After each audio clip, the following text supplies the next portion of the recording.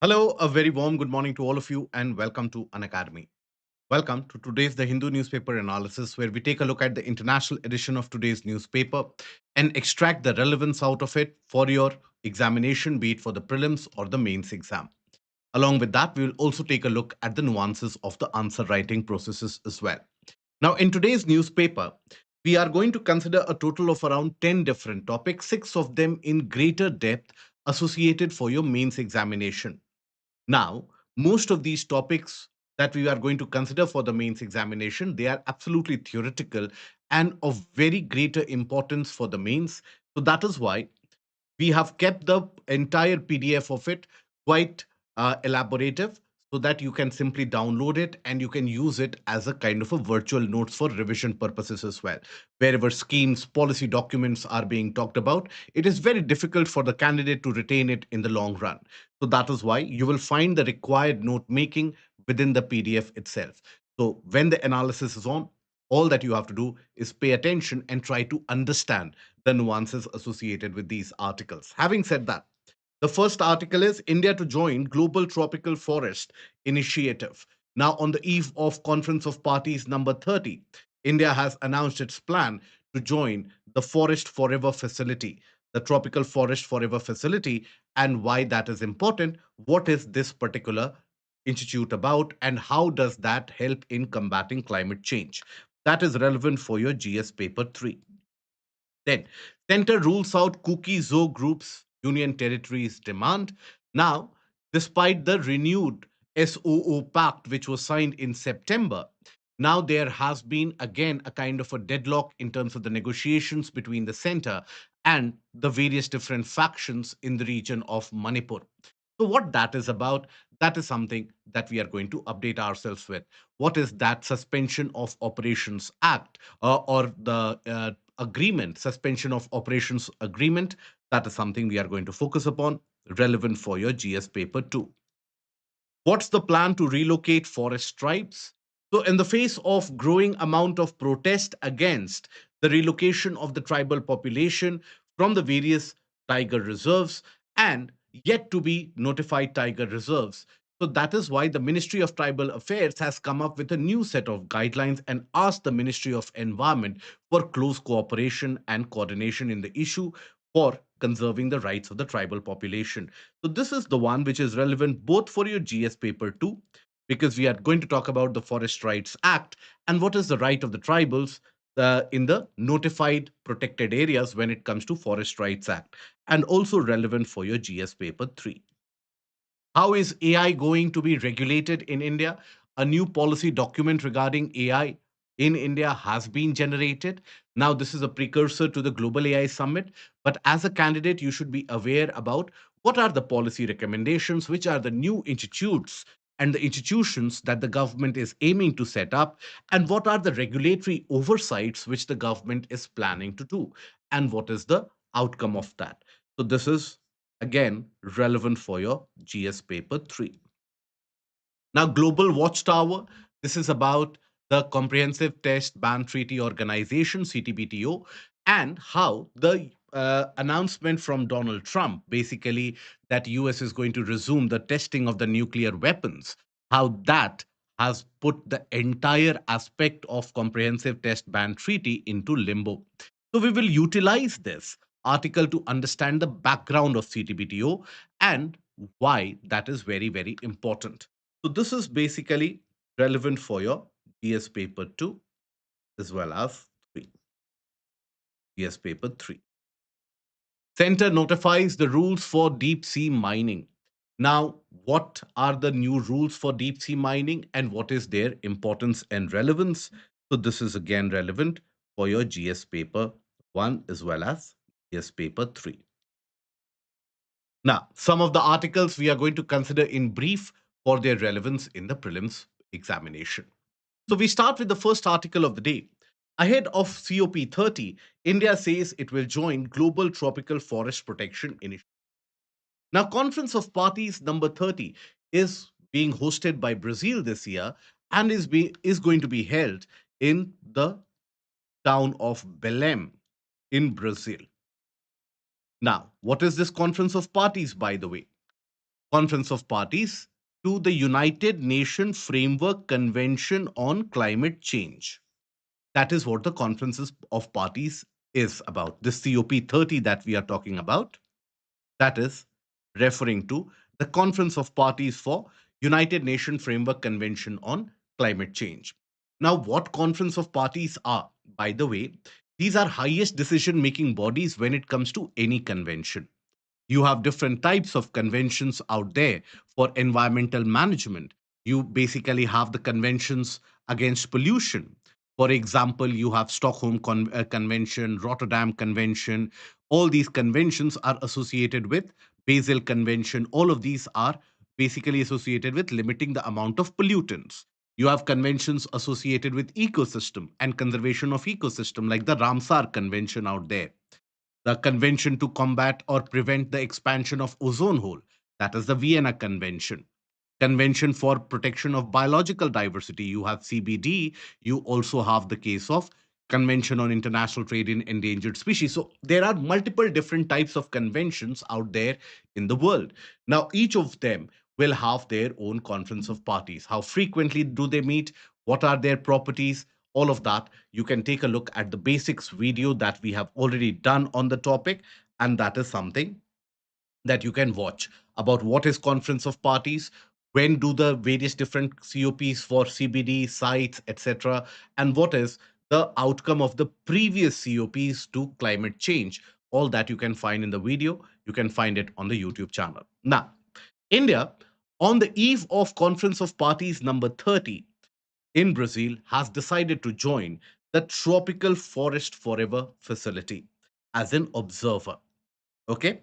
The summit is being held ahead of the Conference of 30s or Conference of Parties number 30. Now, here we are going to understand what is the role of forest when it comes to climate change, and how forests, they are very important to be conserved if we want to limit the amount of emission being carried out from any particular region of the world. So, first of all, when we say forests and the greenhouse gas emissions, we do know that emissions of various different gases like CO2, methane, etc., they lead to a higher level of global warming, isn't it? They trap a large amount of heat and they carry out global warming. Now, how do the forests help? So, forests, they are referred to as the natural sinks of carbon. Natural sinks of carbon. Sinks of carbon mean that basically they store and absorb carbon dioxide. So that is why these forests are referred to as natural sinks of carbon. Okay. Now, here, once you have a healthy population of forest in any particular area, how does that help?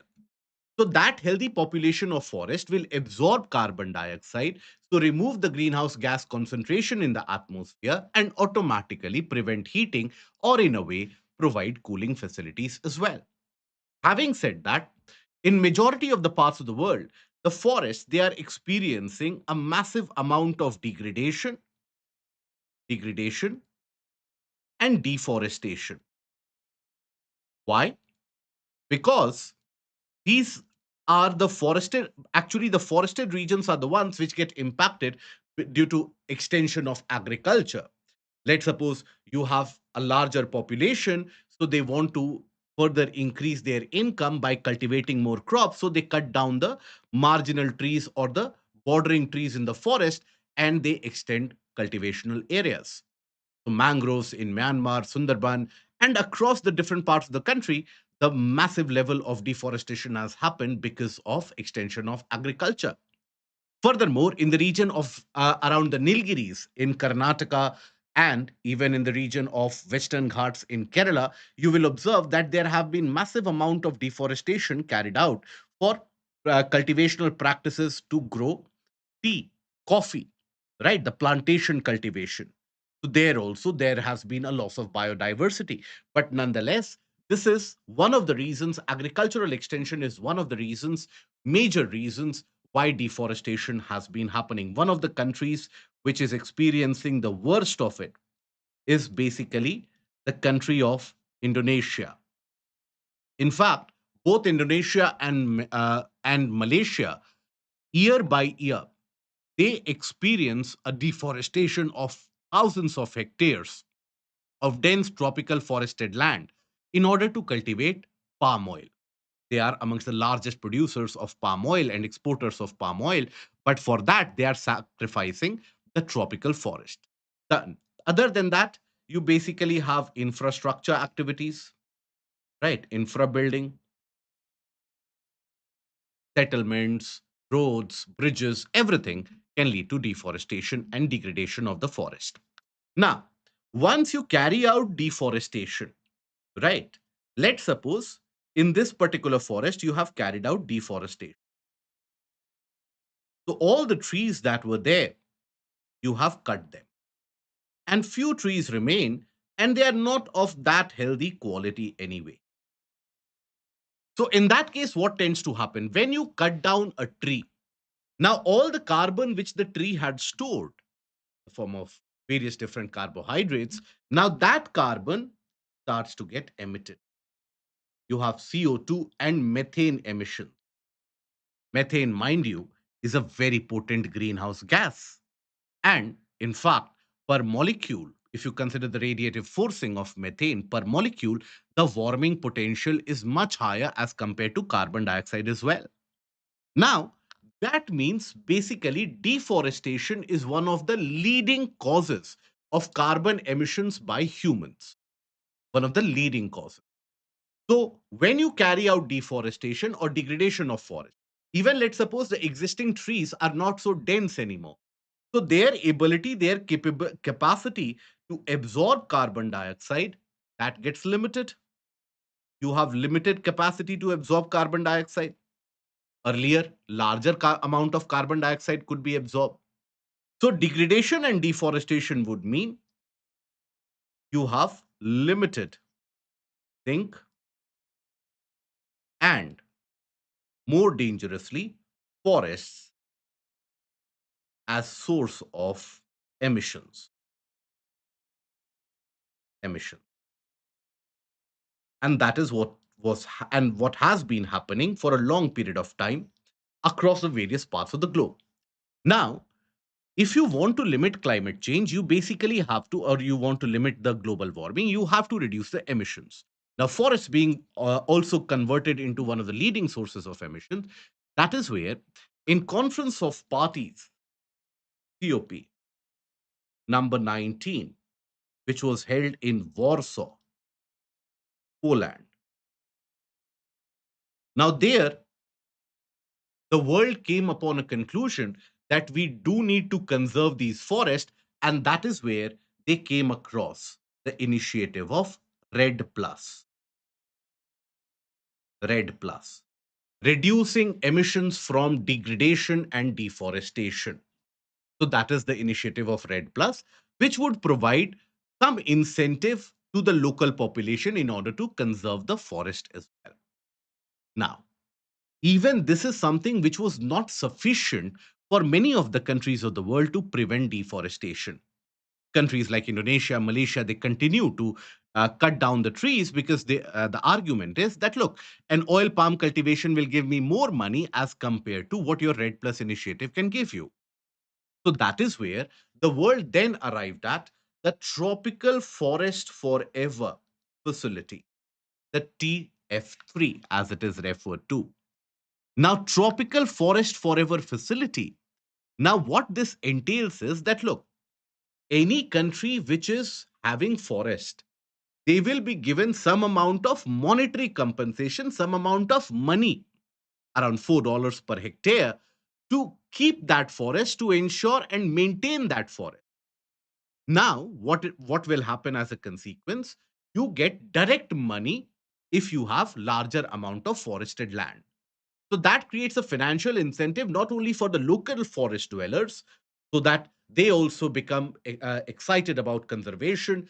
They actually participate in the conservation process and they become the stakeholders in the entire protection mechanism. But other than that, the country is compensated economically as well. You don't have the economic loss that you have to bear with. So that is the initiative of tropical forest, a tropical forest forever facility. Now, for this, you basically have the investment mechanism. You basically have the investors who will basically put in money. So they would be investing in sectors which is not associated with fossil fuels or any of the sector associated with deforestation. So they will, these set of investors, they would invest in those sectors which are not associated with fossil fuel and which are not associated with deforestation. Now, when they get some money out of their investment, that money will be utilized to pay the countries for the upkeep of the forest. So that is the entire mechanism of Tropical Forest Forever facility. And India has joined that based upon the fact that India has said at the summit that look at our own records. As per the various state of forest report that India has generated, it has indicated an increase in the forest cover in our country. So, over a period of time, the forest cover has increased. Also, the amount of carbon dioxide, the carbon CO2 sink, that has also increased. So India is telling the world that we are responsible country. So we can be a very much a willing partner in the entire process of conservation. Okay. So that is the entire aspect of this article. Having said that, you do need to understand this for your examination in the mains perspective as well. So these are the write-ups associated. So Tropical Forest Forever Facility is a new international financial initiative designed to incentivize the protection of tropical forest and promote low carbon development. It is supported by Tropical Forest Investment Fund, TFIF. I told you, an investment fund which will not invest in fossil fuel or deforestation sectors, but other sectors. And the profit that is generated, that will be distributed. So that channels the investments towards countries maintaining forest cover. What is the basic idea? Annual payments to countries that successfully protect and conserve forests, rewarding them. It aims to limit global carbon emissions, maintain biodiversity, and support climate adaptation. Now, how does it do? What is the working mechanism that we have talked about? No, IPCC is not related with this. IPCC is a separate organization. It is a separate scientific organization which does the basic groundwork about the investigation of what are the emissions, how much emissions do happen, and what is their overall impact in the atmosphere. IPCC was created in 1988 with the combined and joint action of World Meteorological Organization and UNEP. So IPCC is not associated with this. Now, the TFFF introduces a budget neutral model of nature financing. What is that? Countries that conserve forest will receive $4 per hectare per year for maintaining and protecting the tropical forest. Tropical forest conservation is more important because they are very, very dense, right? They are very, very dense. So their biodiversity support capability, their carbon absorption capability, all of that is very high. Now, the initial investor contributions are channeled in the investment fund, which invests in green bonds and sustainable projects. Returns from these funds are used to repay and provide the payment. Now, TFFF will exclude fossil fuel, coal, and deforestation linked industries for the investment. Now, the pledges which have been made in the summit, which is being held in Brazil right now, these pledges are that Brazil has basically committed a payment of $1 billion. Obviously, Brazil being the host nation, when you are a host nation, you want to be seen as a responsible member of the entire Global Committee of Nations. So that is why the pledges are required. Other than that, Colombia, the neighboring region, has committed around 250 million dollars. France, China, and the UAE, they expressed support, but it is expected that they will announce the amount of payment going ahead into the future. Now, India is joining as an observer, as an observer status. Now, India will also is expected to further announce its commitments. Having said that, recently you had the State of Finance for Forest report, which was generated. Now, State of Finance for Forest report talked about the fact that amongst all the tropical countries of the world, the largest domestic spending for forest is done by India. India makes an annual domestic payment or investment of $7.1 billion. You have only two countries which invest more than India, that is China and US. And they're not considered to be tropical for a larger degree, right? China invests close to around 19 billion, US invests close to around 11 billion dollars. So India, even domestically, is supporting agroforestry and so on.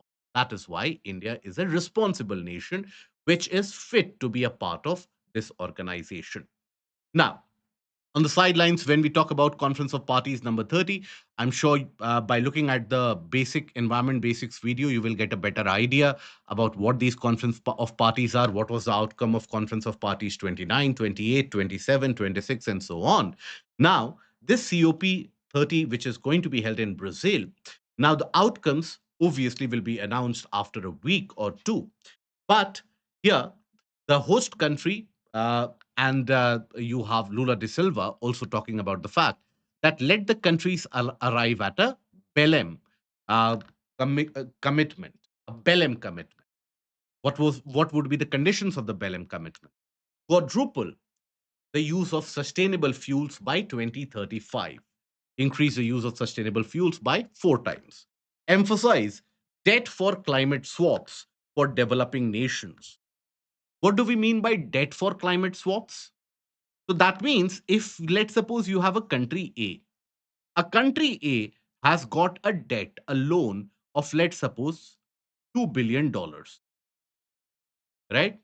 Now, if I want to conserve the environment, I want country A also to invest in environment. So what I will do is I will waive off this amount of money. But in return, I expect A to spend some amount of money saved, the money which is saved, right? That money saved into climate action. So, what you are doing is that the debt that was owed by the country that has been waived off, and that money will be channelized for climate action. So, it will help the countries manage the rising debt levels at the same time, create an action for climate. Okay. Align national climate goals with 1.5 degrees Celsius target from the Paris Agreement and COP28 Dubai commitment. So, this is the outcome of, or the key commitments which are expected out of the countries who are going to participate, and that forms the Belém commitment. Okay, so now let's take a look at the practice question. How can initiatives like Tropical Forest Forever Facility help in combating climate change? Explain the working mechanism and the science behind the curse. So, here a 10 marker question. What do you write in this? What is TFF? What is Tropical Forest Forever Facility? Okay, so straight away from the PDF that we have written the text in itself, that will help you summarize this portion. Then the body. In the body, you start with the basic idea of role of forests, role of forests in combating climate change, because that is the part of the question. Forests in climate change. Okay. So all the mechanism that we have discussed, how the forest becomes this net emitter, source of emission, that is something that you have to discuss there. Then working mechanism of TFF. Working mechanism. Okay. So here investment is being brought by whom? You have the payment which is done annually, around $4 per hectare payment, which is done annually for the conservation. Those features can mention. Then conclusion has to take the phase of, or the way forward here, where you talk about the fact that globally the conservation of forests will be required in order to fight against or limit the amount of global warming, but at the same time also for the conservation of the biodiversity. The ecological balance, if it has to be maintained, forests have to be the key instrument in that fight. That is why initiatives like Red Plus and TF3, they are very, very vital and a tool which the countries can use in order to make the planet better. So, like that, you can end the answer on an optimistic note. Now, here, before we come to the second article, for all of you, announcement for all of you. Unacademy Platinum, you would be aware about the initiative, one of a kind initiative that is present in order to ensure accountability from your end, because many of the candidates, it has been found out based upon your feedback that you start the preparation well, but every day, rather than focusing upon the preparation, you end up limiting 1 hour or 1.5 hours into your preparation schedule. As a consequence, you drag one subject for a very long period of time, 2 months, 3 months, and after that, you lose motivation, you lose steam. That is why we have seen candidates preparing for 4 years, 5 years before appearing for the examination, or in fact, never appearing for the examination at all. Because one thing that differentiates the rankers from the aspirants is discipline. So, in order to ensure accountability, to keep your cameras on, and to ask on spot questions with the educator to get the doubt resolved, we have come up with the Unacademy Platinum. So, Unacademy Platinum, the new batch, is going to be initiated from 17th November 2025. So, do enroll and do become a part of the preparation journey. Now, coming to the second article. Center rules out Kuki-Zo groups, Union Territories demand. Now, the mediating portion or the mediating members from the center and the various Kuki-Zo groups. So basically, you have the Kuki National Organization, KNO, and also you basically have United People's Front. United People's Front.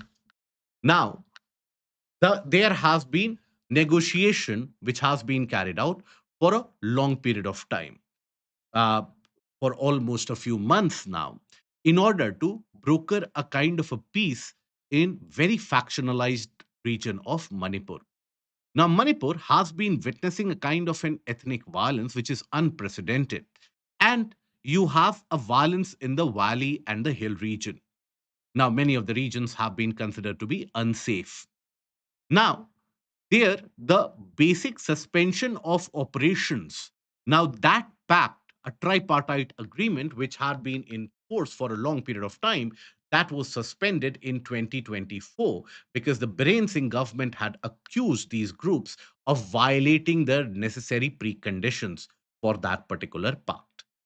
Now, in September this year, that pact was renewed under the condition that whatever negotiations will happen under the territorial boundaries of the country and the supremacy of Indian constitution. So that pact was renewed. But after that, as the negotiations to find peace, lasting peace in Manipur continue, there have been varying demands from these particular groups. One of the demand of the population has been, or these groups has been, that look, create separate union territories because it is almost impossible to live together now. So, create separate union territories. And they have been citing a kind of a historical precedent to it that the Cookies and the Zomis, they were never part of the great Manipur administration even during the British era. So, that is why one cannot expect them to become a part of the normal state mechanism. So that is the negotiation that I'm talking about. I'm not talking about whether that is correct, whether that is incorrect, whether that should be followed or no. What is the language and what is the negotiation which is going on is something that I'm communicating here. Now, in this particular case, the center has put its foot down and said that there is no provision to create separate union territories. These groups are demanding separate union territories in the region, separate union territories with legislature. Okay, with legislature. So the center has said it is simply not possible. There is no provision to create and carve out new union territories in that region. Secondly, the groups have basically also demanded some of the other basic aspects like when a village headman dies, then the succession of the village headman, that should be smoothened out. And also when it comes to land deeds, getting the land deeds transferred, for that right now they have to travel all the way to Imphal. Now, Imphal has become a region of recent violent activities. So the groups have expressed that they are finding it incredibly difficult to travel to Imphal for these measures. And that is why the land transfer deeds, etc., are being stuck. So they want to smoothen out the administrative and the bureaucratic process. Having said that, what is important for you to understand for the point of view of examination, because this is a developing issue, it will develop in the next couple of weeks as well. You will hear more about it from the center and from the various different groups as well. What is important for your examination is the SOO Pact, that is the Suspension of Operations Pact. So, what is that suspension of operations? So basically, you have the region of Manipur that has always faced a kind of a tension, a turmoil because of the various demands by the groups like the Zumis. You have some of the demands for the greater Nagalim to be created by factions like NSCN. So you have had various different groups demanding various things out of the region, due to which there have been violence going back decades into the history. Now, Suspension of Operations Pact was a tripartite agreement signed between the center, the Manipur government, and the 25 Kuki militant. Okay, tripartite. The three parties were involved: center, the state government, and the 25 Kuki groups. Now, operating in the northeastern states of Manipur and Nagaland, with the prime objective of initiating peace process. Now, under the agreement, the Kuki militant groups agreed to stop carrying out violent activities and return to designated camps to be monitored by the security force. There was also a limit in terms of the number of camps that they can have. Right? Now, even the Indian forces had to cease operations, not carry out any kind of operations against these militant groups. That is why suspension of operations pact is what is required. Now, the terms of the SOO pact needs to be fulfilled for it to be renewed year after year. Now, this is where the terms are something that the cookies have violated as per the state government, previous state government, obviously.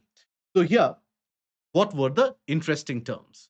The duration is 1 year, but also extendable to monitor the proper implementation. Joint monitoring group with members from all the three parties and all the three signatories that will be created.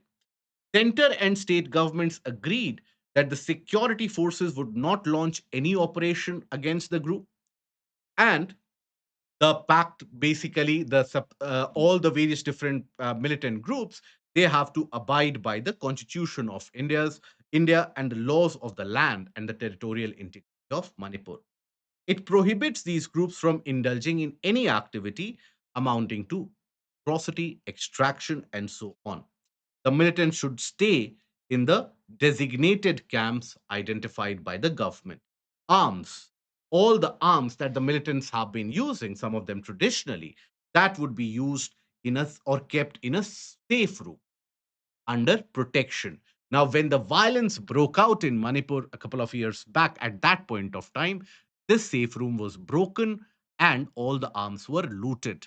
And that is where all the militants were now flush with newer arms, and that was used to further enrage the violence by some side or the other side. Both the sides allege that the other sides have been carrying out the violence.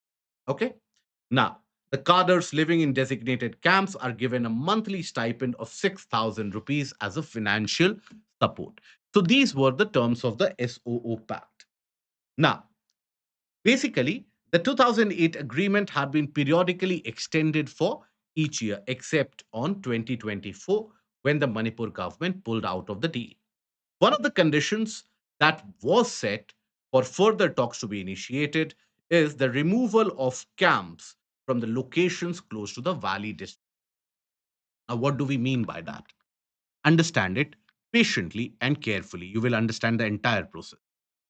So, as per the terms of the Suspension of Operations Act, number of camps that could be held, that was limited. But when the violence broke out, that is when the number of camps by many of these militant groups that increased and that spread into the other areas, endangering the security of the other ethnic population. So, as a consequence, there was increased insecurity and a kind of reasonable doubt between the members of these communities whether peace can be achieved. So, that is where the government pulled the rug under these militant groups and said, we will not provide the financial support because you have increased the number of camps to 14, close these camps. And basically, it was also found that many of the foreign citizens had come in. That is, people from Myanmar had come in and had been living in these camps. So they need to be moved out as well. Now, much of that was abided by, and that is why in September, around 4th of September 2025, the new SOO Pact was actually renewed. Okay? Security forces had suggested that the number of camps be reduced from existing 14 to 7 camps.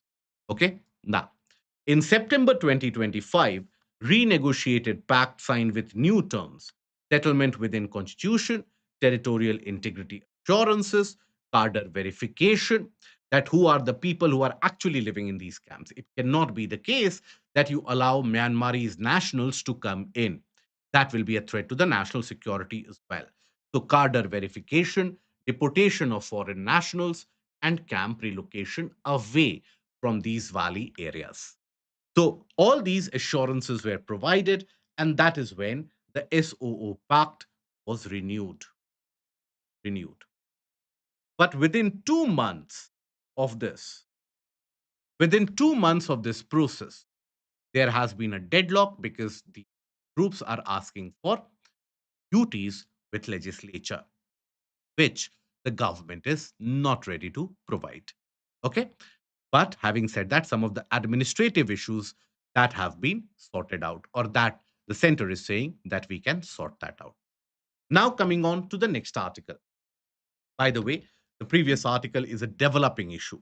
So you will hear more about it within this week itself. So do follow the news headlines and you will get to understand it better. The key thing that you need to retain for Manipur portion is the SOO Pact. Okay. Now, what's the plan to relocate forest tribes? Now, understand the context of this article, then I will give you the written text as well. So, in any larger forest area, let's suppose you have a presence of large number of tigers, right? Now, the state government, along with the National Tiger Conservation Authority, decide that let's declare this region as a tiger reserve, a large forested area. Let's declare this entire region, or let me demarcate a larger area. Let's demarcate the entire region of maybe many hectares as a tiger reserve. So, how does it happen?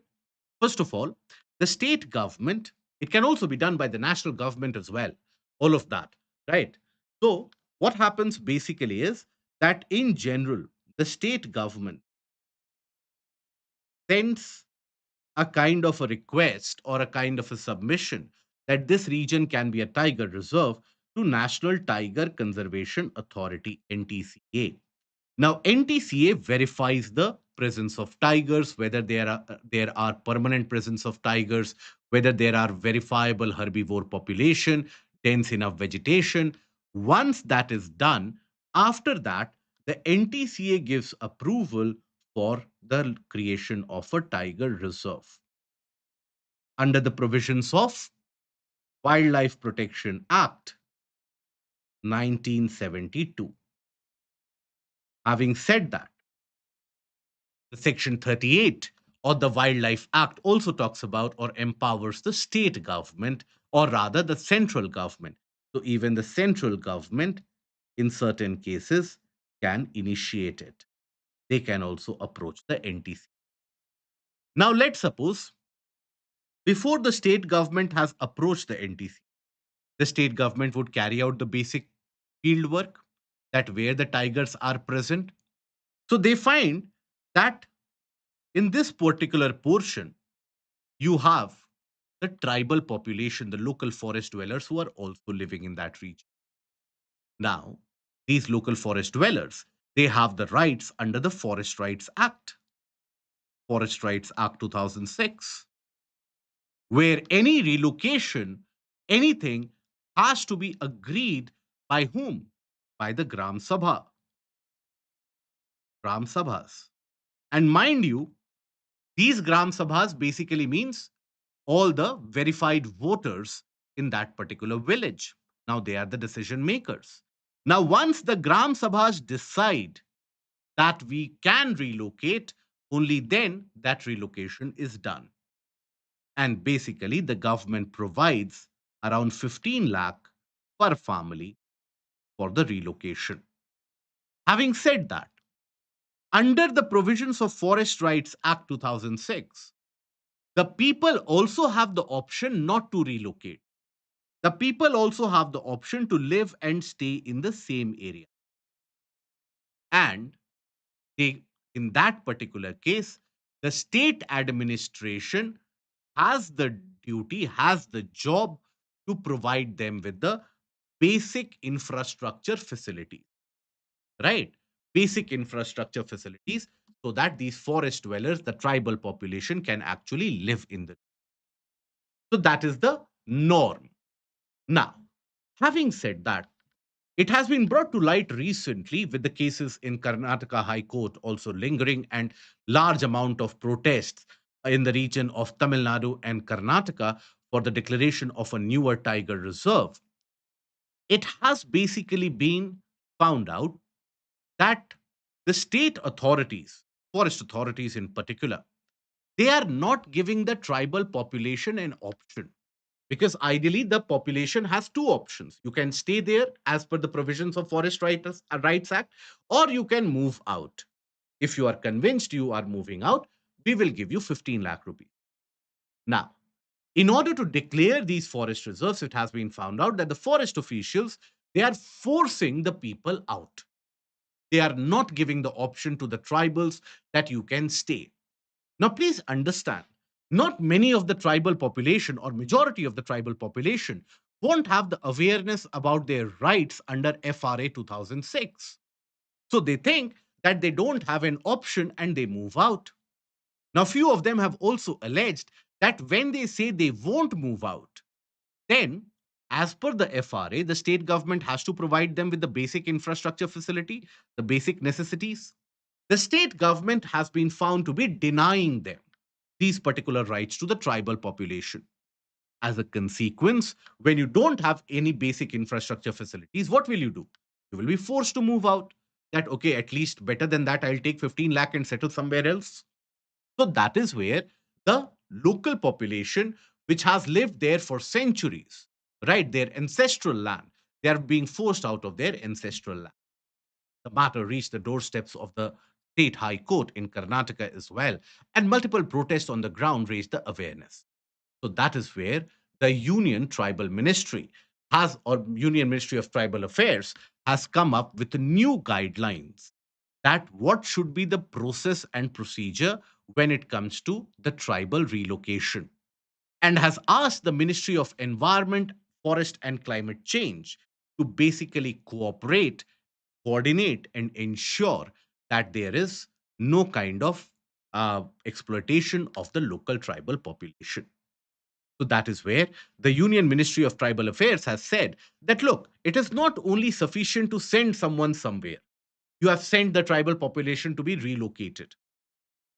Even if they are relocated, carry out the inspection and monitoring later on that whether they are rehabilitated in that region or not, whether they are comfortable in that region or not, or whether they have been completely approved, right?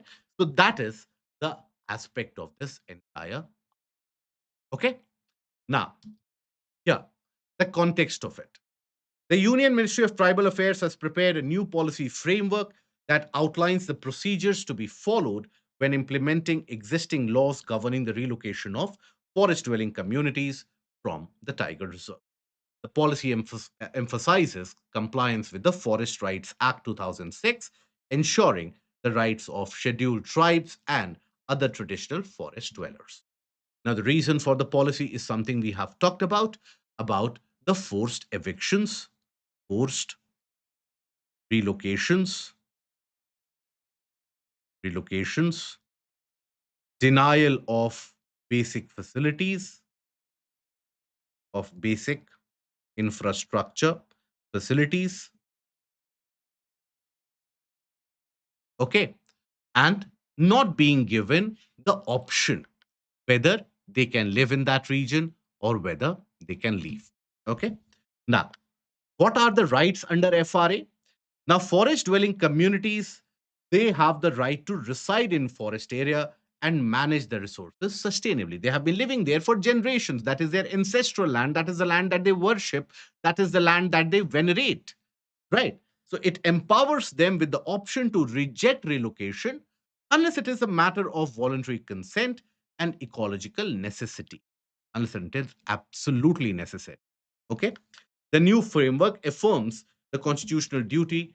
The new framework, which is issued by the ministry, basically affirms the constitutional duty to safeguard the rights of these tribal populations.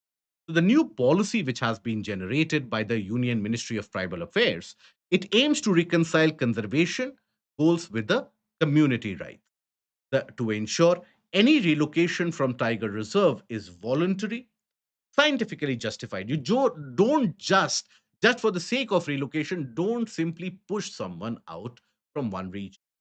Grounded in human dignity and legal rights. To institutionalize transparency and accountability, education, and even monitoring the post relocation measures. So, what are the features of the policy which has been dictated? Mind you, this policy is also important for you to be able to write it in the mains examination.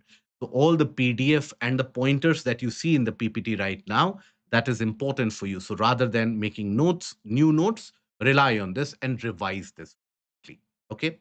A national framework for community centered conservation and relocation, creation of a national database on conservation community interface and document and track the relocations which have been happening, compensations and the community status, independence audits, these independent audits of the relocation. Where have people moved and have they been provided with justice, right? So, to ensure compliance with FRA, WPA, and even the human rights aspect. Okay, so that is the case of the features of this particular policy. Implementation. Relocation must be preceded by consent from the Gram Sabhas, which is verifiable at a household level. You need to have the records, the name of each and every individual who is basically interested or who is relocating, whether they have approved it or not. Documentation of consent, relocation processes, and rehabilitation must be transparent and the data must be publicly available. Administrative notification declaring the relocation areas as a tiger reserve that cannot be verified or that cannot proceed without prior verification. Post relocation monitoring for livelihood restoration, land rights, and access to compensation and infrastructure as well. So, this is the mechanism of new policy which has been initiated. In a nutshell, this might appear to be slightly complicated. So, in a nutshell, very simply put, there have been increased protests from the tribal population because they are being relocated forcefully from the newer protected areas. Now, these are the protected or the forests where they have lived forever. And the government of the day is coming and simply pushing them out of the region, providing them some compensation and saying that this is it. Now, because the tribals were facing exploitation, the Union Ministry of Tribal Affairs has come up with a new set of guidelines saying that look, you have to get the consent of the Gram Sabha, but not only the larger Gram Sabha or you take the consent from the Sarpanch. No, each and every household, they have to provide the consent. You need to have that data publicly available, publish that publicly so that there is transparency, so that there is no fudging of data. There is not a wrong measure or a wrong intention to push someone out. Secondly, before suggesting the name of a forest that this should be a new tiger reserve, get all these consents in order. If the population wants to live in that region, they have the right to live in that region. If they don't want to relocate, they have the right to stay in the same region as per the provisions of the constitutional guarantee provided by the Forest Rights Act 2006. So, in that case, the state government has to provide them with the basic facilities of infrastructure. Also, once, let's suppose, the population is relocated, a tribal population from any particular region has been relocated. In that particular case, you have to ensure that you monitor the post relocation by independent audits, whether they have the livelihood support, whether they are able to have the land rights or access to infrastructure and compensation. Okay. So I hope that is understood. Right? Now, deprivation of rights under FRA. Now, this is a kind of a question which is important for, or the topic important for your mains exam. Deprivation of rights under FRA in the name of ecological conservation can never be a sustainable solution. Discussed in the context of forced relocations from yet to be notified tiger reserves. So, here, deprivation of rights under FRA, rights which are guaranteed under FRA. So you are depriving the rights in the name of ecological conservation. So how do you talk about this answer? Intro. So you have various different ways in which you can introduce the answer. One of the way is to talk about the basics of Forest Rights Act and the basic provisions that it ensures the guarantees to the forest dwellers, right? So FRA you can talk about, or you can also talk about in this particular case as a case study where you give anecdotal in evidence or instances of tribal relocation.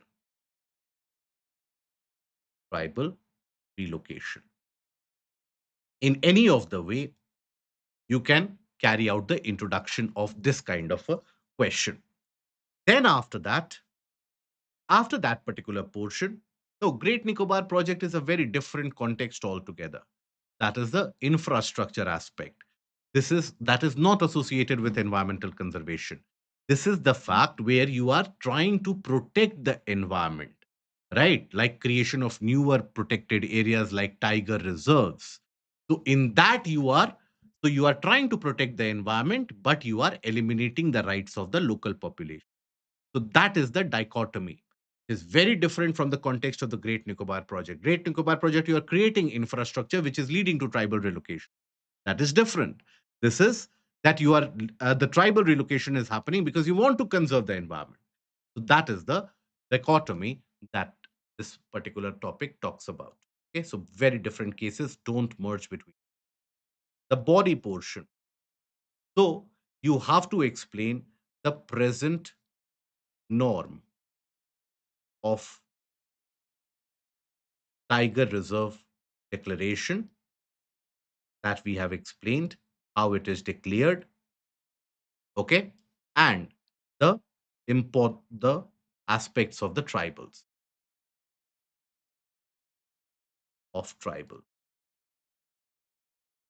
not being given options.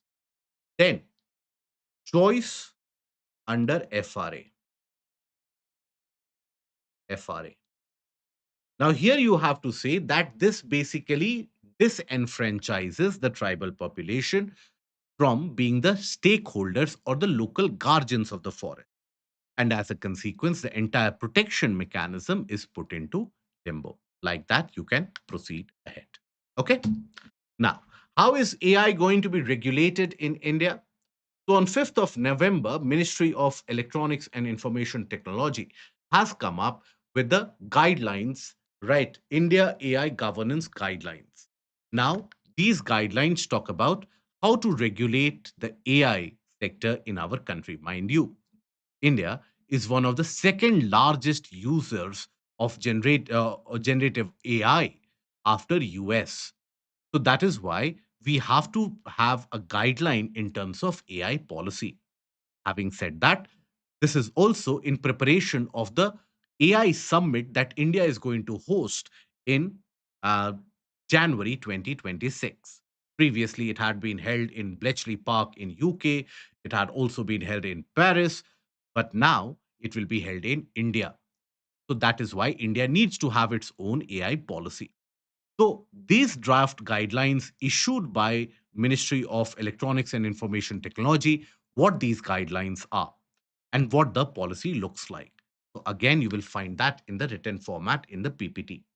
So on 5th of November, Ministry of Electronics and Information Technology unveiled the India AI Governance Guidelines, and it is a part of India's preparations ahead of hosting AI Summit 2026. Objective of the guideline: to develop a consistent and transparent framework for the AI functioning and the AI regulation. Now, they seek to harness AI's transformative potential for inclusive development. That is very important to ensure that AI becomes a tool for upliftment for the larger population, global competitiveness, responsible innovation. Now, in India, like is the case in most of the countries, the government follows a hands free approach for AI. Hands free approach means what? You allow the sector to grow without putting in much regulations. You talk about the future potential growth of the sector, future potential applications of the sector.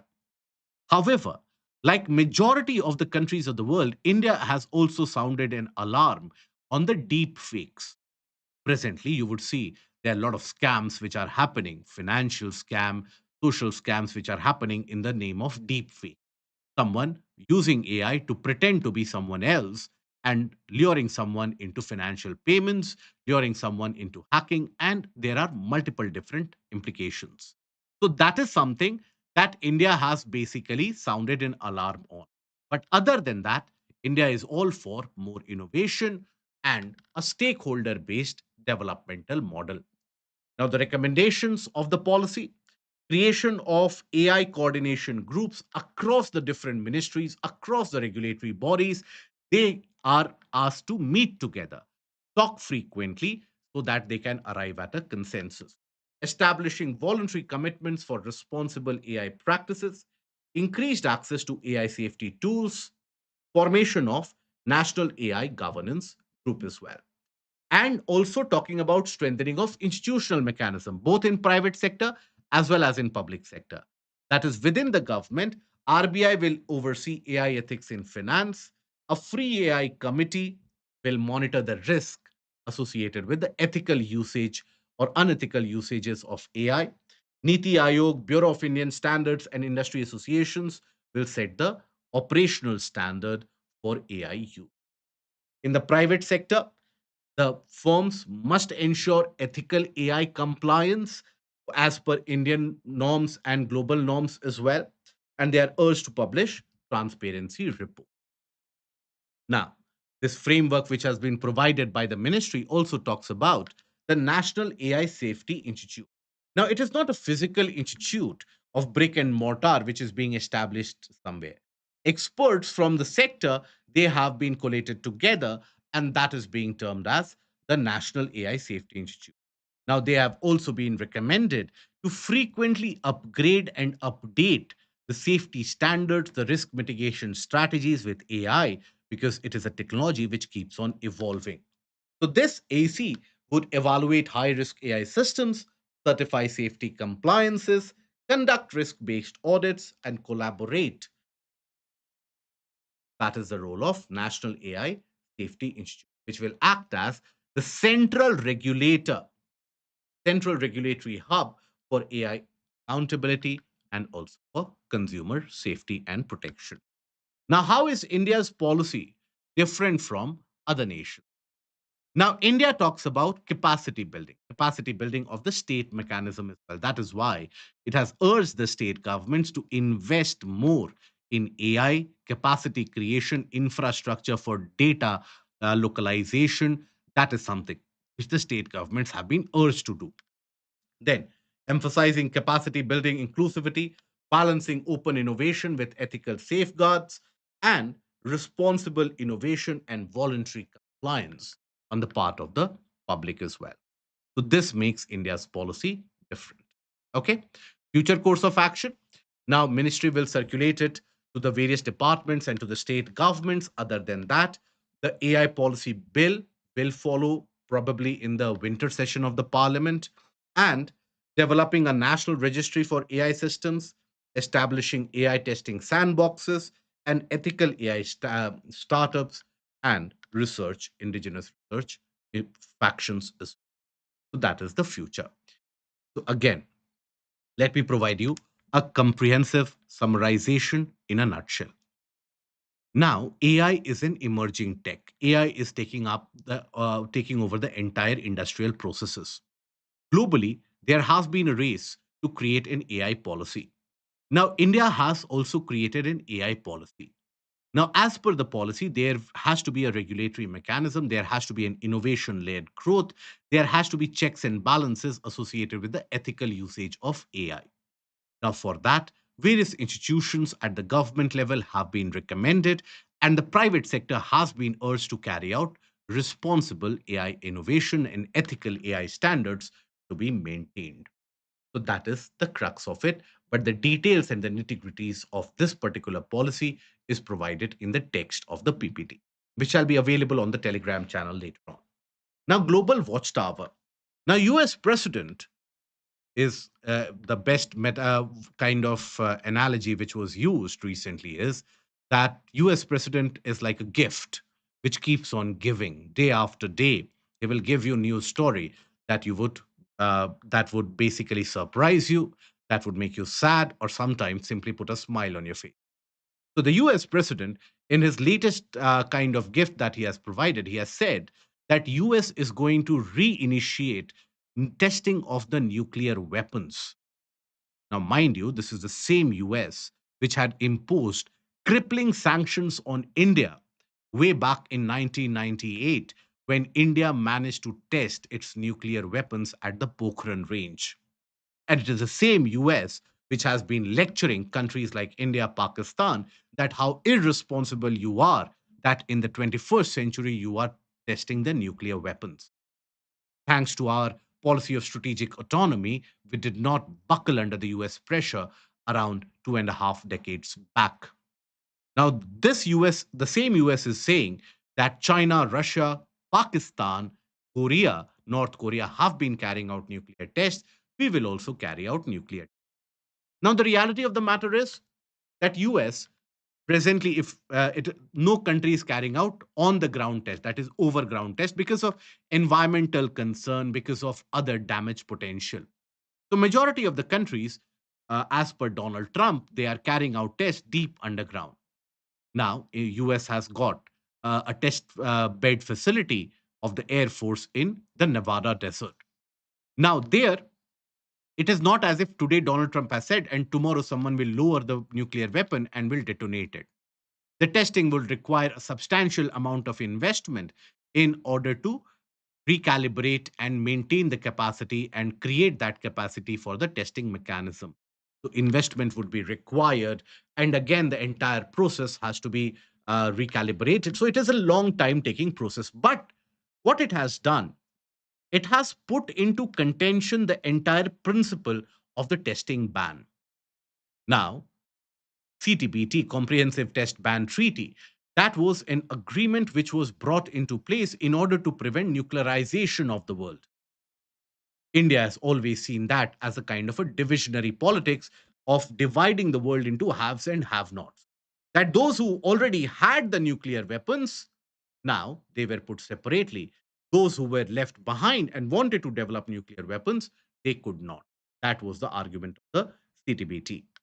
So here, now that US president has said so, the entire argument of CTBT and the reason for their survival and the presence, that is put into question. But nonetheless, as a candidate, you should be aware about CTBTO. What is that? So basically, Comprehensive Nuclear Test Ban Treaty aims to impose a global verifiable ban on nuclear explosions, military or even for peaceful purposes. Now, UN General Assembly adopted CTBT in September 1996, marking combination of decades-long initiatives and negotiations to arrive at this conclusion. Now, to bring the treaty into force, 44 named Annex 2 states possessing nuclear or related capabilities are to ratify it. Now, this treaty had been ratified by 170. 185 have signed it, but still, treaty remains unenforced. Why? Because some of the key states like India, Pakistan, North Korea, US, China, Egypt, Iran, Israel, they have not yet ratified it. So, as a consequence, CTBT even today has not come into force, right? Now, what was the background? Now, here, the entire movement started in Vienna, right? The movement was that look, you are asking the countries not to carry out nuclear test, but you need to create a kind of a monitoring mechanism. Otherwise, how do you monitor whether someone is carrying out a test or not? Someone might carry out a test deep underground and you never know. That is where you had the International Monitoring System, IMS, which was devised, which included a network of various seismographs, right? Various different hearing in terms of the sonics, right? The mild kind of tremors. All of those devices were interconnected across the globe, and an international monitoring system was arrived at. Like that, people get to know whether someone is testing or not. Now, nowadays, that IMS, by the way, is also utilized because it is a combination of monitoring of water levels, monitoring of seismicity. So nowadays, it is also used for tsunami warning, etc. So it cannot be dismantled overnight. Now, the organization's mandate is to develop, test, and maintain a global verification system to monitor the ban. Now, IMS is the backbone of the entire CTBTO's verification regime, consisting of 337 facilities worldwide, using seismic, hydroacoustic, infrasound, and radionuclide technology to monitor any kind of test. Continuously monitors the globe for nuclear explosion and seismic events. Data is analyzed at a center, right? And that harmonizes signals across the network to get an overall picture. Nowadays, it is used for civilian purposes as well. Now, the basic aspect of the article is you know the background of the CTBTO, you know the purpose behind it, you know the international monitoring system. The testing or the announcement by Donald Trump will put the entire measure back by decades.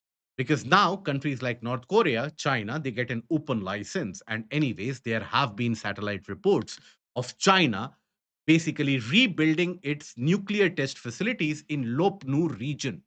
In the region of Xinjiang province of China, you have the Lop Nur.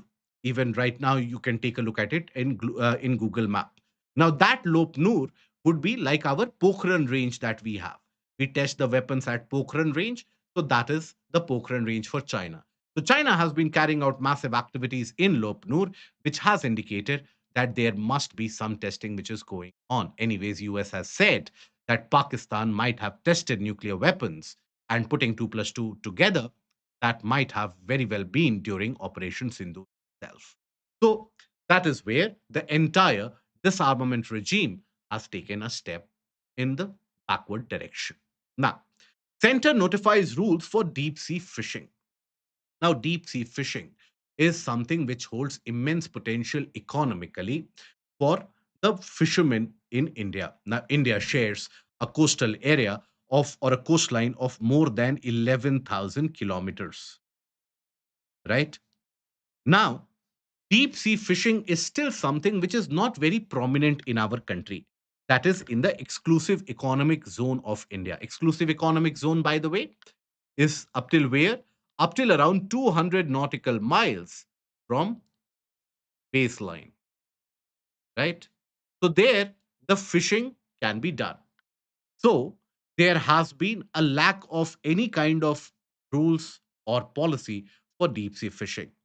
Now, what the government has done is the government has provided this policy, and government has done that in order to bolster the exports. Mind you, marine exports or exports of seafood is one of those primary sector activities in India which is consistently recording double-digit growth rate, beating the competition.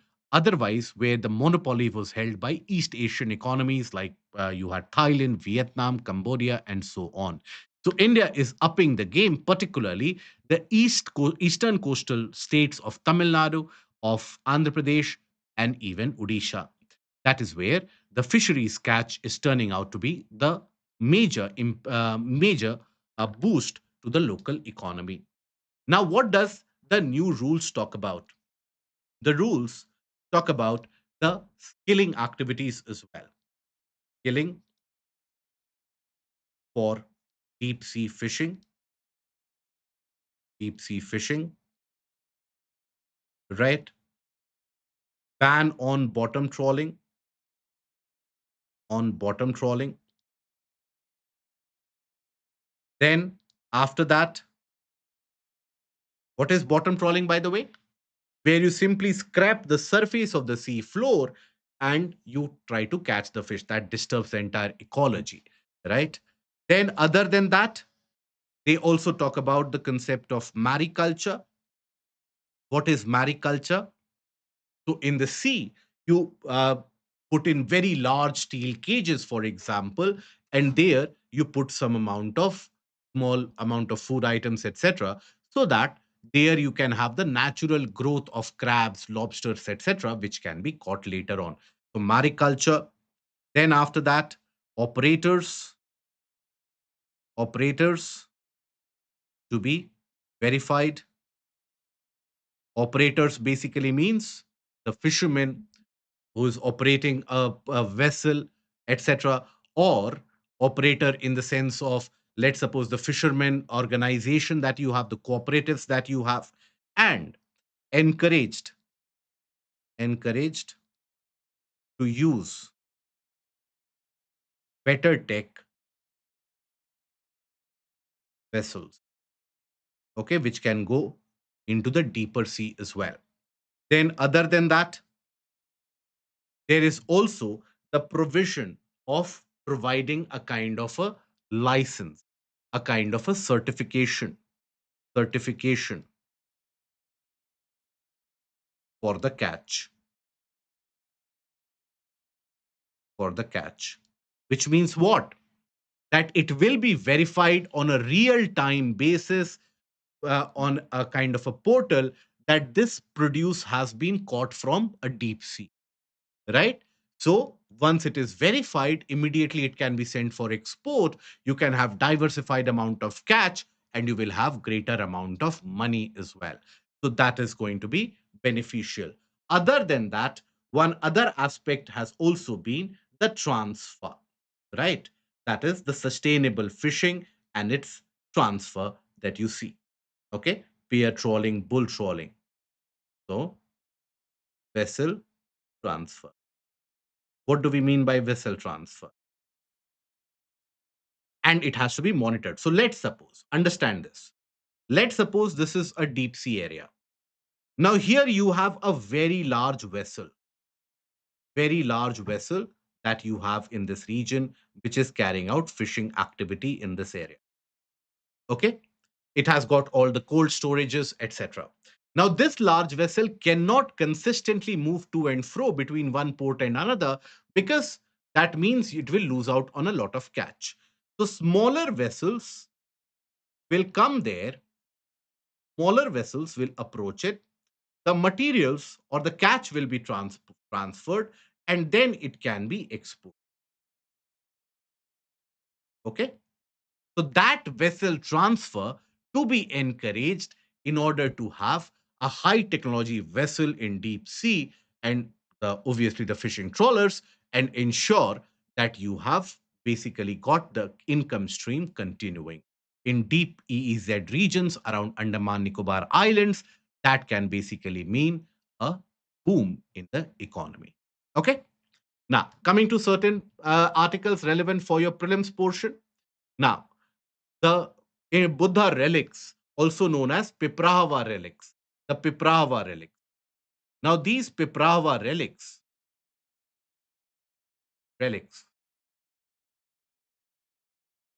Now, why known as Piprahava relics? Because they have been found at the bordering region between Uttar Pradesh and Nepal in Piprahava. So, these Buddha relics reach Bhutan as India's gift for Peace Prayer Festival. Now, Bhutan is celebrating Peace Prayer Festival. Now, even the Prime Minister, Narendra Modi, is slated to visit Bhutan during this period of time. Now, at this point and in this juncture, or on the eve of this, Buddha's relics or Piprava relics have been gifted by India to Bhutan for a temporary duration. It will be back in India within a couple of weeks. But till that point of time, large number of pilgrims, large number of believers, they are paying homage to the relics of Buddha. So, what you need to understand, what are those Piprava relics and the Peace Prayer Festival? So, that is basically the 16-day Global Peace Prayer Festival, which is being held in Bhutan. It is managed by the Gross National Happiness Studies, and that is the Center for Bhutan and Gross National Happiness Studies. That is the managing agency. Then, human biomass movement exceeds all land animals combined. Now, what do we mean by this article? What is biomass movement? So, any organism which moves, that means organism represents biomass and their movement represents biomass move. The largest or the longest uh, migratory bird, that is the Arctic tern, which basically migrates from Arctic to Antarctica. So that is the movement that they cover and the biomass of the bird also. So that is how you calculate the biomass movement. So biomass movement of a species is its total biomass multiplied by the distance it actually travels. For instance, African elephants which migrate miles in search of water and new territory, they travel about, that is the biomass movement is 7 gigaton per kilometer per year. That is for African elephant, the larger elephant. It has been found out, the researchers have found out that in the case of humans, it is around 300 tons per kilometer per year. That is the largest. Now, that has got the influence in terms of the carbon emissions because mostly humans, they don't move on foot anymore. They move by road, rail, air travel. And that is where the amount which is carried out is massive. Okay. So it has reported that the human biomass movement is not only 300, it is actually 4,000. It is 4,000. Okay. Now, one interesting aspect of this has been that average movement of humans is considered to be around 30 kilometers per day. Okay. Average movement and the domesticated animals, that is the pet. For example, you have the pet dog or a cat. They have also indicated a movement to the same amount. So that can be a relevant question for the prelims examination that after humans, which are the other organisms which have a large biomass movement? Okay. Now, citizen scientists help reveal odd twin rings around galaxy. Now, this is about how the citizenry, they are studying astronomy with the help of the telescopes. But what you need to understand for the point of view of examination is the odd radio circle that they have chanced upon. So, this is what an odd radio circle looks like. It is emanated from the radio galaxies that have also been observed. So, what is this odd radio circle? It is a large circular and faint astronomical object which is visible only in the form of radio waves, not with the naked eye. So, all this that you see is visible in the form of radio waves. Now, these were discovered in 2019. They are hundreds of thousands to millions of light years across and appear to be surrounding the externalities of the galaxy. Till now, you don't have a credible theory about how these odd radio circles they get created.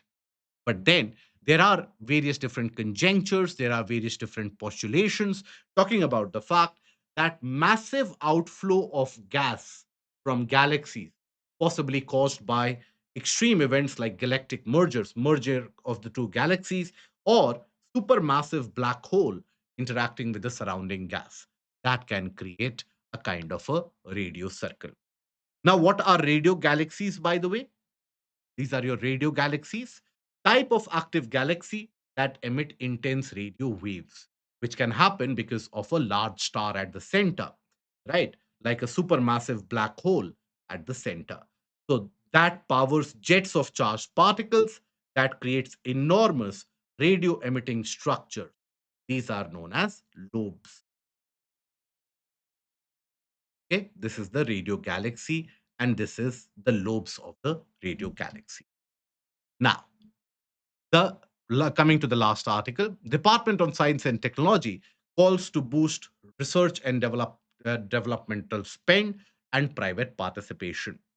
So basically, the department has said, the government of India has emphasized that if we want to grow, if we want to develop, we have to invest more in research and developmental activities. Our R&D spend is very, very low. So our R&D spend is around 0.64% of GDP. Global average is around 1.8% of GDP. Countries like Korea, countries like Turkey, they are close to around 3% of the GDP. We are very, very low. So we need to increase that. Now, majority of the countries you will find that it is the private sector which takes the lead in terms of investment in research and development. In our country, that is also lagging behind. That is a key point to note, right? So industry's contribution is around 36% to research. In other countries and in other economies, you find the private industries investment and contribution around 50 to 70%. So that is again where the private sector is very, very happy with the products that they are making. Innovation is lacking, something that you find as a common feature across all the industries. Innovation and new products coming out are very less, and copycats are more. So that brings us to the end of the discussion for the day. I hope the content has been helpful and has added some amount of information. If you have liked the content, put that in the comment section, and don't forget to click on the like, share, and the subscribe button. Till we meet again, take care. Goodbye. Thank you.